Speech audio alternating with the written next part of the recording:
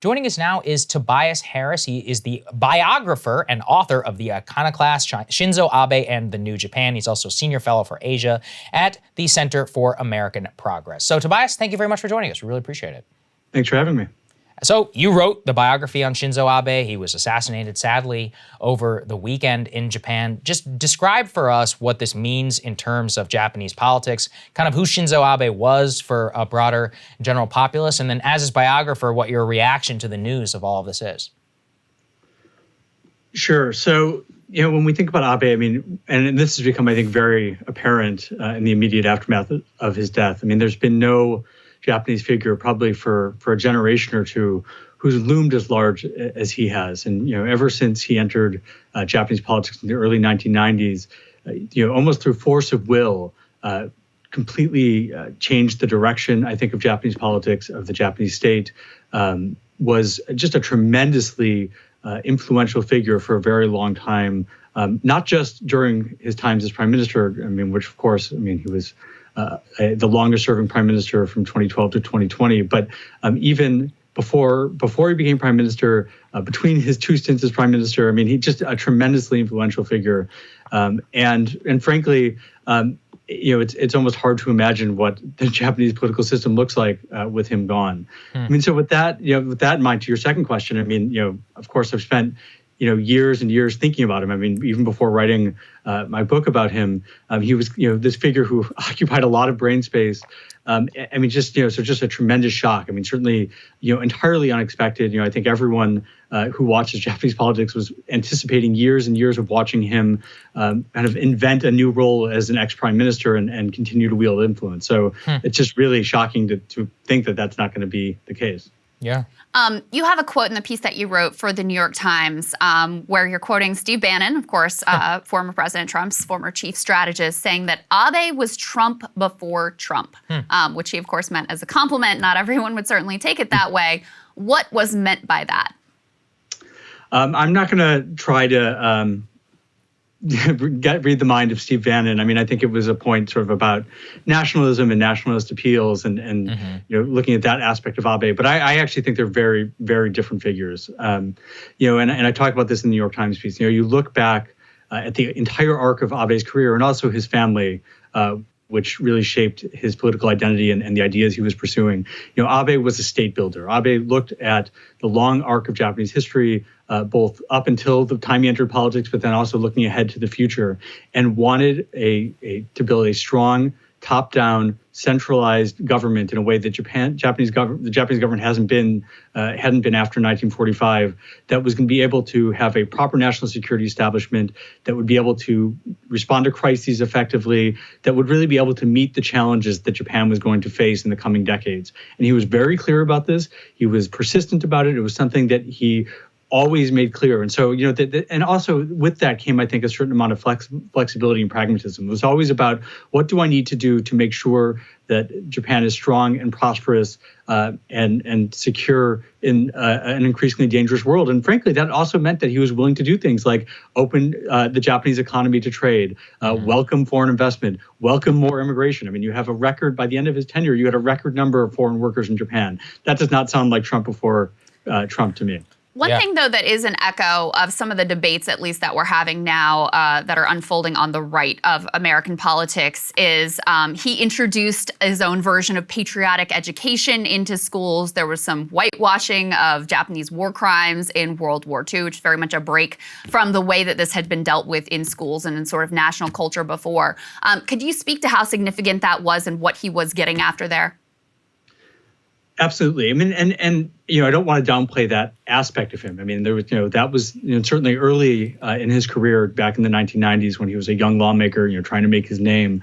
That was an issue he attached himself to. There was this movement to change the textbooks that were being used in schools, fierce enmity towards the teachers' unions, which really throughout the entire Cold War period had been some of the most radically left-wing unions among all Japanese unions.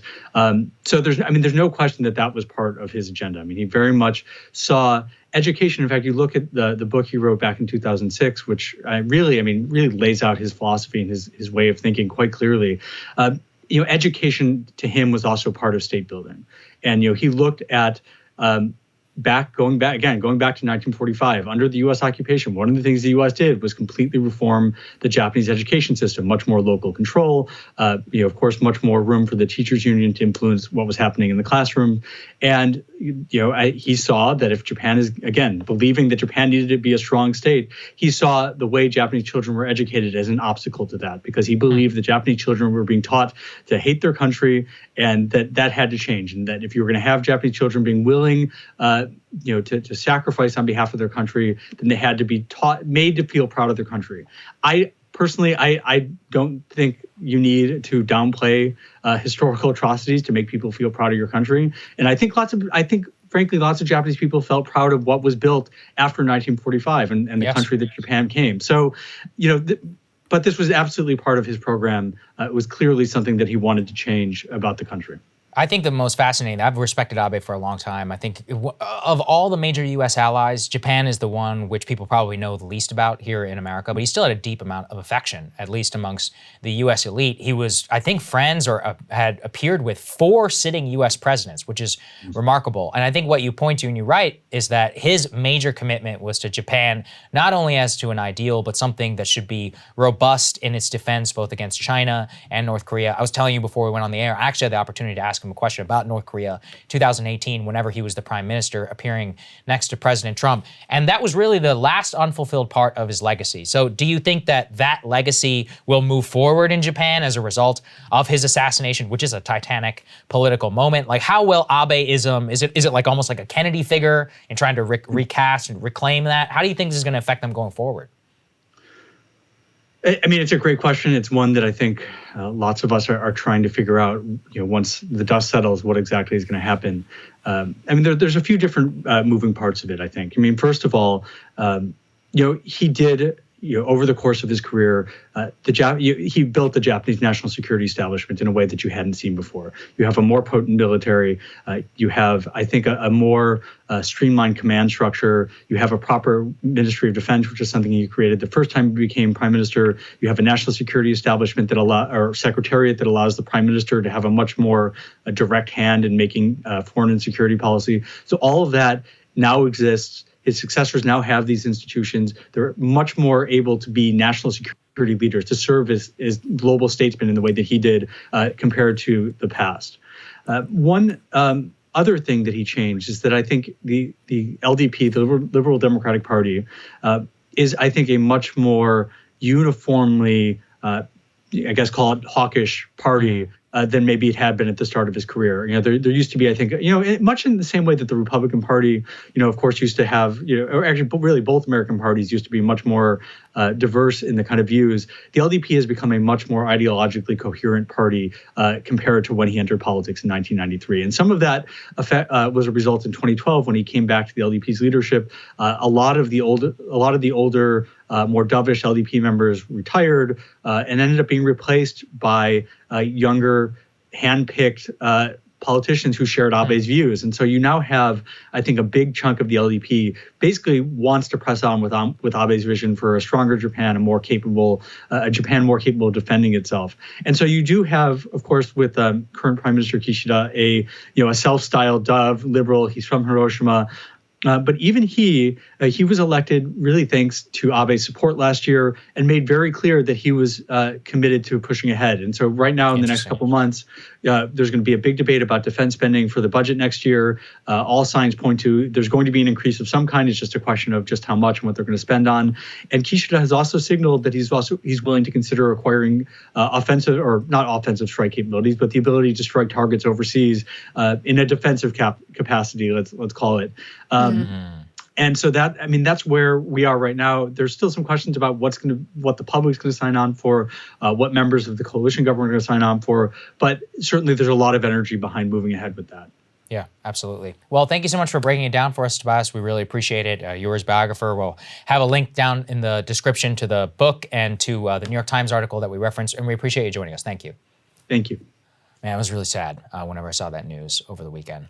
Thank you guys so much for watching. We really appreciate it. It's going to be a great week. By the way, live show. Do we have that graphic? I'm not sure if we do. Anyway, don't forget to buy tickets. We're nearing the end. We're nearing the sellout date. So we've already shown the industry we can and we will sell tickets. So the planning phase, as I said, is currently there. If you are in the Atlanta metro area, go ahead and buy tickets. You can help support us. You can help show the world what we can do. And it's going to be a great show. We're doing a lot of fun planning for it as the midterm stuff begins to ramp up. So we'll have future announcements for everyone in the future. If you're a premium member, we deeply appreciate it. You get future access to all pre-sales for a week ahead of tickets going on sale to the general public. They bought more than half of the seats before. So there you go. Amazing. If you want the good seats, thank you very much to everybody else who is out there. Thank you to everyone who supports us. We deeply appreciate it. Link is in the description if you want to join, and we'll see you all tomorrow. I just want to say one other thing, which is I mentioned in the show about how Jackson Hinkle, who again is no fan of ours, but that's fine, his entire YouTube channel is demonetized because of his critique of the sort of DC consensus with regard to Russia and Ukraine. And it was another little reminder for me of how— That's a good point. How precarious the YouTube situation is, that they could just, you know, permanently pull the plug on your ability to generate any revenue off of your content. Just one day they can just do it. There's no redress. There's not anything you can do about That's it. a good point.